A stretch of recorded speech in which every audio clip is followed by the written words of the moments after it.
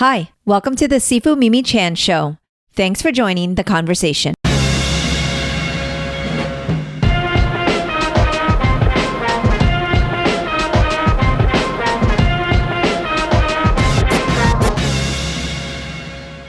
Teaching AAPI history is now required for K-12 schools in Florida. After a challenging legislative session, we're taking a look at the next steps for ensuring that AAPI history is taught accurately and meaningfully in our schools. Spoiler alert, it's happening, but slowly. Learning about Asian American and Pacific Islander history is essential for all students, as is learning about all history. I'm excited to share some of the Asian American pioneers I learned about during this process, as well as announce a special project I'm working on for AAPI history in Florida. My favor, as usual, is to please continue to share this podcast with others. It would mean so much if you would also rate it and leave me feedback. If you would like to help keep this podcast going and support the work I do, visit my website or patreon.com/SifuMimiChan. For comments or suggestions, reach out on social media at SifuMimiChan. Now, on with the show. Hello, everybody. Thank you so much for tuning in today. This is going to be a quick one because I'm running out of time, but I thought I would record a solo podcast before I head off overseas. So today I'm going to jump into a little bit of the Asian American Pacific Islander history update. A lot of people have been asking what's going on with that now that the bill has been passed. So I thought I would kind of talk you a little bit through the process and also cover a little bit about Asian American Pacific Islander history and also what's in future for Make Us Visible Florida. So obviously our bill passed on May 9. Yay! Still kind of coming off the high of the impossibility or improbability of that happening, but it did and it's done, and we are now in what we call a curriculum development phase, but kind of an in-between phase before curriculum development is basically a check and balance system. So what the Department of Education has done is they have a current civics work group that is already in place that works on standards and making sure that whatever is in legislation is then being met on the implementation end. So basically the first part was 3 meetings that involved this same work group going through and checking to see, okay, here's the actual law, here's what's in place, has that been met? And basically I was really fortunate and insistent upon making sure Make Us Visible Florida had representation in this work group because, of course, as the organization, coalition that got the bill passed, has carried this forward, also has special interest in Asian American history. And also we have team members that are school teachers, people who have curriculum development and Asian American Pacific Islander history teaching backgrounds involved with Make Us Visible Florida. So we're really excited to get them involved. It is a bit of a process, actually. So hopefully by the time this airs, we'll have more members of Make Us Visible Florida on that work group. But as the director for Make Us Visible Florida, the DOE did approve me and already include me. So I was at the first 3 inaugural meetings for this specific work group tasked around comparing the notes of what's happening in AAPI history now and are the standards being met according to now this new piece of legislation. So it was really fascinating. I've never been on that type of meeting before, and everybody was actually refreshingly very enthusiastic, and these are all volunteers, which I didn't know. So I was really surprised at the process, but it was nice to see that they were all taking the task very seriously and very much intentional about really trying to make sure the standard has been met. So I've been pretty pleased with the process thus far. I think we have a really, really long way to go. It's literally a 3 to 5 year process when we say that, but we've hit the ground running. And I think the next phase is, now that we've kind of went through and decided, no, it's not met in this, grade level, or it's not met in this history course, now we can start to really dig in deep on what parts of history is included. In our Florida law, it requires the teaching of Japanese internment camps. So we are also making sure that is included in our history.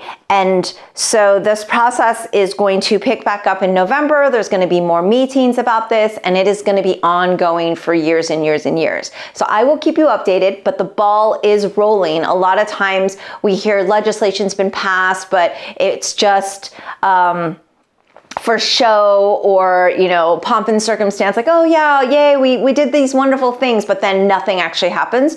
Well, Make Us Visible Florida is going to ensure that this gets implemented correctly, and I have a fantastic and wonderful team of humans that are going to take that over as I step away from this, because I'm not a Florida educator, of course, but I do want to ensure that all of the work we did is now going to have that follow through. So we're really excited to see next steps, and hopefully implementation is going to be sooner than later. And hopefully in this first school year, we'll be able to maybe introduce a few things. I wanted to announce a special project, which if you are a podcast listener, you may have heard Jean Ha and I kind of talk about it already, but Make Us Visible has been putting out these really cool AAPI, Asian American Pioneer coloring books, and they have two variations. This is the first one that came out. This is the second one that came out, and they are collaborating with Admirasia, and we're really appreciative of them. But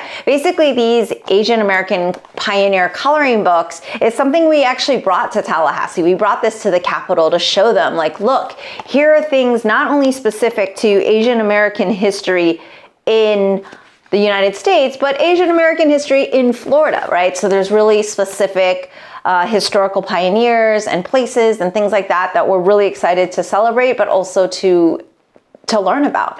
And the reason I started this initiative, as most of you who have been listening this last 2.5 years of my life knows, one is, of course, the anti-Asian hate crimes that was happening around the country, and education being the solution, but also selfishly, everyone, podcast listeners and viewers, know that I like to do things because I want to learn about it. And because this was lacking in my education, because I didn't get to learn about it growing up, I thought it was absolutely the way forward. And I love these coloring books because they are not just coloring books, but has like a little biography of the place or the pioneer that we're highlighting, through this historical timeline. And I'll read a few of them for you today, because I have to say there's quite a few in this book that I had never heard of and was fascinated to learn about, and even specific to Florida. Now, those of you who are loyal listeners, you know about Lu Kim Gong already, who is the citrus wizard. And so I'm not going to read that one, but I'm going to share with you a couple of the ones that I found fascinating through this 2.5-year journey. Some of them is in our first book, some of them is in our second book. And then I will share the big project, a little bit more of a details about the big project that I've been working on with Make Us Visible Florida, and really, really excited to share about, which of course is our coloring book. But Wong Kim Ark is the first one. And this actually, I didn't learn from the coloring book, but I had researched online as people would ask me, well, what's something that you didn't know that you were shocked to kind of learn about? And I'm so embarrassed after hearing about this, because this was, Wong Kim Ark was born and raised in San Francisco in the early 1870s. And after returning from a trip to China in 1895, he was barred from re-entry. So the US government refused to recognize his citizenship. So Wong brought his case to the Supreme Court, and the court sided with Wong, a pivotal moment for establishing citizenship through the place of birth. So when we are born in the United States and we're granted citizenship, Wong Kim Ark. And that's just kind of fascinating to realize that our roots go back as Asian Americans to not only establishing our place here, but other people who were born here from different backgrounds, and knowing like our birthplace, citizenship kind of comes from that.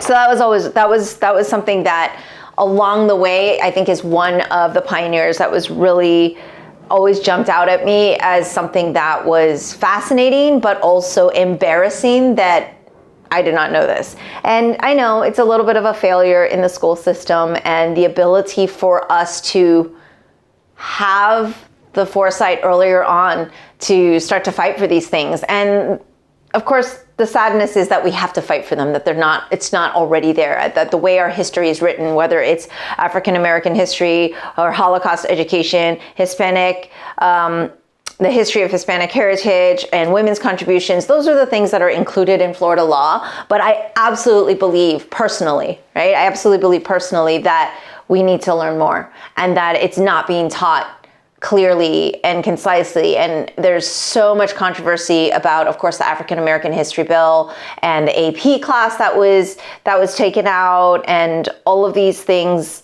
that has been in the news regarding our history here in Florida. But I know that there are a lot of organizations that have been set up to mobilize around that. I'm also excited that we are working towards Asian American history, which we know is intertwined with African American history and immigrants that have come here to Florida and to this country. And so we're excited to be able to utilize this to ensure that all of our histories are shared together and simultaneously, because they are intertwined. We have so much overlay.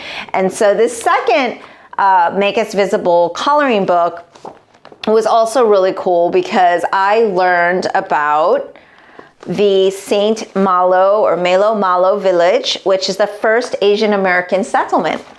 And those of you on YouTube, you can see I'm holding up little pictures of it. And it was in, you want to guess? Louisiana. That I definitely did not know. Everybody's probably thinking San Francisco or something, right? But Saint Malo was a fishing village formed in the 1700s on the shores of Lake Borgne, Louisiana. And the majority of these settlers, nicknamed Manila Men after the capital of the Philippines, were Filipino sailors fleeing from Spanish rule. Many of them joined the U.S. Army and helped fight the British War of 1812. They also transformed the shrimping industry by introducing their shrimp dance tradition, which separated the shells from the meat to dry. And this method of drying preserved shellfish before refrigerators were invented. The village flourished for many generations, and although hurricanes destroyed much of the land over time, their shrimping impact carries on. As someone who not only loves shrimp, but has much respect for Filipino culture, and knowing that this all kind of started in this region, and this is very, very American, I think that's mad cool. So that was one of the things that I thought was fascinating, that I had never heard of until this coloring book. And this is actually something that we brought up in the recent work group for Florida when we talked about early settlement, and we talked about impact here to the U.S. in terms of early immigration. And so I'm really excited to have kids come up and tell me about it in the very near future. Growing up in Orlando, Florida, there was a pretty strong Filipino American population. I went to Catholic school very early in my childhood, and while there weren't very many Asians. There was a couple Filipinos, and with the Catholicism tie there was always a lot of Filipinos at church and everything too, right? So it seemed like a very strong immigrant community. We used to have a Navy base in Orlando, Florida. We don't anymore, and as Floridians know, Jacksonville is where the Filipinos are at. And so in our Make Us Visible Florida book, you might get to learn a little bit more about that. So I'm very excited about what's happening with our Florida book, because we are going to be highlighting, just like this book, it'll be about Asian American pioneers and, settlements or places that have had an impact on our Florida community. And it's going to be all specific to Florida. So very, very excited that that's coming out. And for those of you who actually still want to get the current existing coloring books, you can do that through Make Us Visible. I'll link the website. Love donations for anything that you do want to get from Make Us Visible. The work that we're doing is super, super important. And while there are so many things happening in the world, and we have to pick and choose where to put our energy, and we have to decide what we have capacity for, I think that any of the ones you choose is a good one. I just gave a lecture a few weeks ago for the Wallum anniversary, and those of you who, thank you again for watching and listening to Oscar and I. We talk a lot about that event, but one of the things I spoke about as martial artists, so I'm speaking to my martial arts humans right now, is that my father instilled that martial artists have to hold themselves to a standard that requires us to constantly improve ourselves. Like, that is really the goal. Learning the self-control, learning the respect, learning hard work ethic, learning the discipline, but improvement of oneself. That is something for those of you who are Wallum, even narrowing this down more, read that red book, listen to that red book. There is an audiobook of it available on Amazon, so you can hear my lovely voice as if you weren't already tired of it, but that is available. And those principles, he gave lectures on that in the 70s, but it's still so relevant today. And so that is something that kind of shapes who I am and what I do. And those principles have really kind of carried me forward. And so thinking about how am I bettering myself is just constantly in the back of my mind. But then as a teacher, it's like, how can I then teach students to do that? Because if we're all being better, kinder humans, then the world would be a better, kinder place. But essentially, with so much going on in the world, I absolutely don't expect you to say, like, this is the most important thing happening and this is all we should focus on. I would love it if all of my martial artists out there just picked what they were passionate about and decided to give a little bit of your talents, a little bit of your energy, a little bit of your time to some cause. There's so many to choose from right now. Tell me about it. Let me know what you're focused on. And I need to see this one through, right? It's something I started, and what's been awesome is to hear people tell me that they've been hearing in their states, this is just getting started, or that they're really excited that this is going to be happening and how important that is and how meaningful it's been. So just being able to get that feedback on why this is important to them has been really, really great. And even just Asian American organizations honoring me with awards. Thank you to the Asian American Chamber of Commerce here in Orlando. Like, it's just been really nice to know that, not about the award part, but that it's recognized that how important this is for not me, it's for that next generation to kind of be better than us in terms of learning more. Learning about St. Malo Village, learning about some of these pioneers that I didn't know about. One of them that came to mind when we were in Tallahassee, we actually were excited to share this person, which is George Yod DuPont. And millions of soldiers fought in the Civil War, some for the South and others for the North. And one of the Northern soldiers was a private in the Union Army and a citizen of a nation across the ocean, Siam, which today is Thailand. Those of you who love the King and I musical, or, the movies, whatnot, you should know that. But his name was George DuPont, and he was living in New Jersey City, New Jersey, when the war started. And in 1862, he joined the 13th New Jersey Volunteer Infantry, and in less than a year fought in 3 of the Civil War's deadliest battles. And he took part in General Sherman's March to the Sea. And so, like him, other soldiers were also immigrants, and however, he was the only Asian. And after the war, he became a U.S. citizen. So how cool is that? I know that there is a lot about different infantries, different groups that fought, like that had to be volunteers. I know the African Americans were utilized heavily in war efforts and things like that and had their stories. I certainly had never heard this story being told. So this was pretty cool to learn.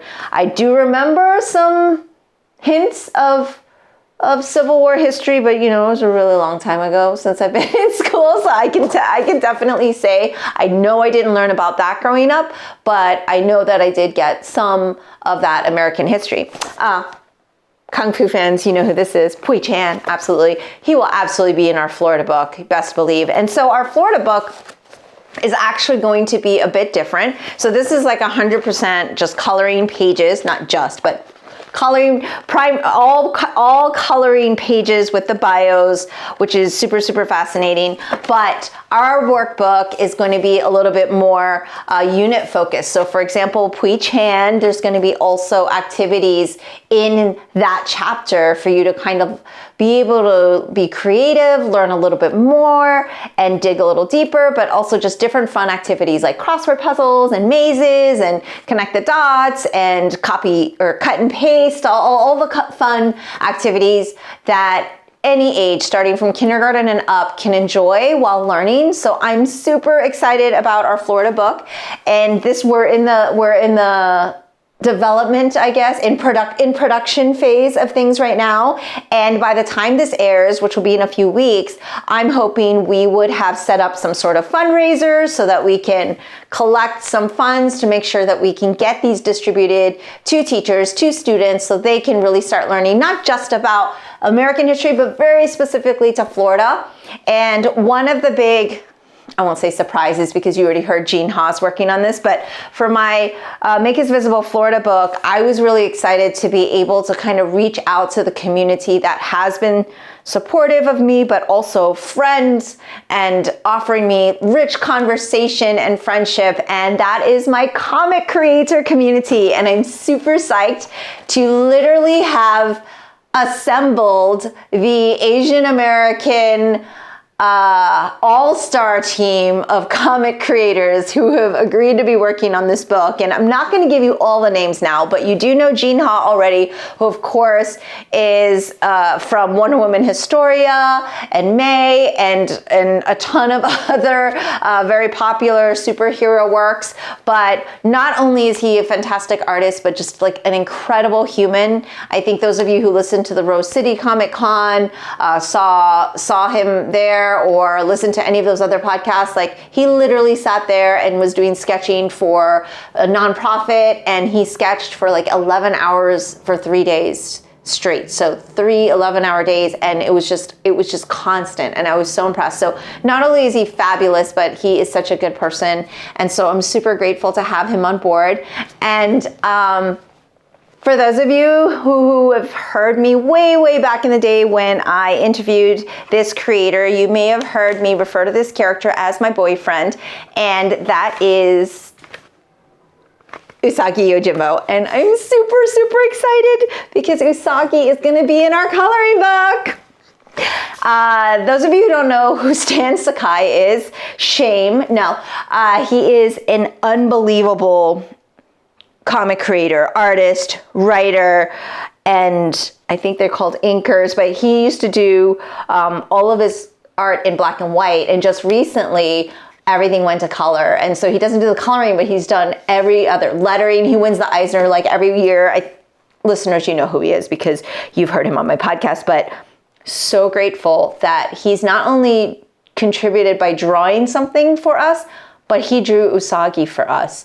And these books, these coloring books are copyright free. They are for replication, so teachers don't have to go through hoops to be able to make copies and Xeroxes for their kids. They don't have to have all these extra resources that they don't need. So this makes it a lot easier, and his generosity with even allowing that is, I'm like so overwhelmed. So really excited about that.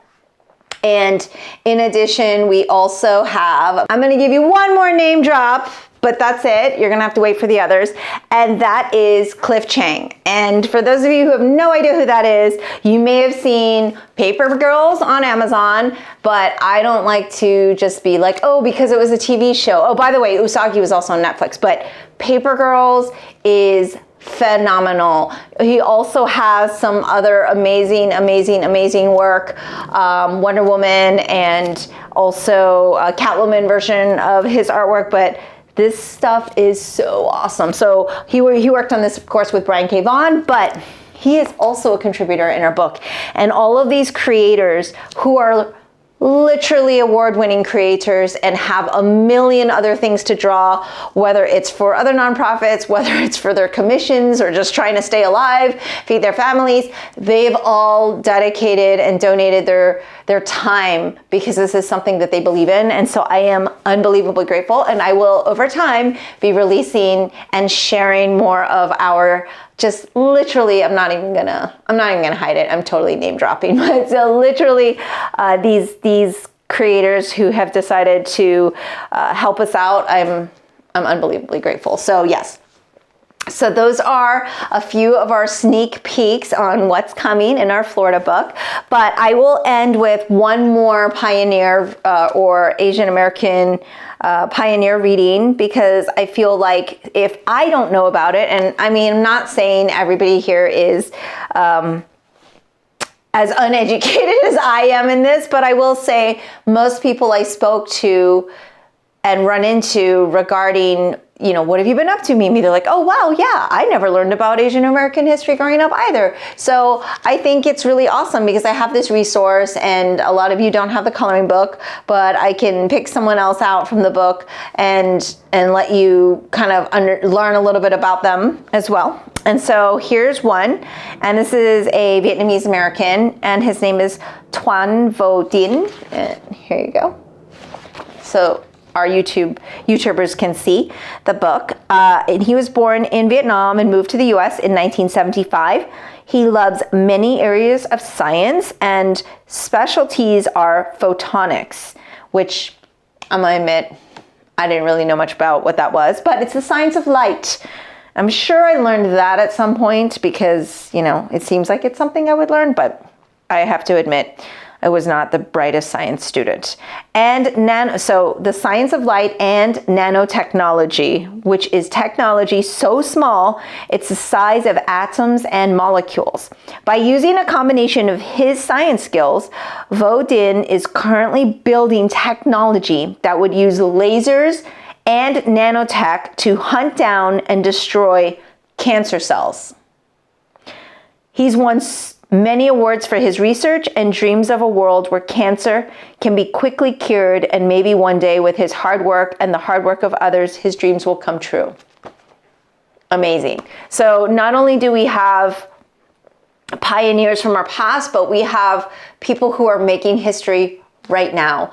And when I gave my speech a few weeks ago, I talked about why this was so important to me, and I've shared it here. And it isn't just because like I feel like my father and his legacy and everything we've done is a part of Asian American history, but it's true, we're creating Asian American history right now by making sure people learn about it, right? And there are so many people that are constantly changing this world for the better, and I want to learn about it. And so if you believe in that, I would urge you to get involved in one of your state chapters. I would urge you to donate to our cause. I would urge you to utilize your time and resources towards something that is important to you. I'm sure you're doing that already. I know that we're all super overwhelmed, and there's just a lot going on in the world.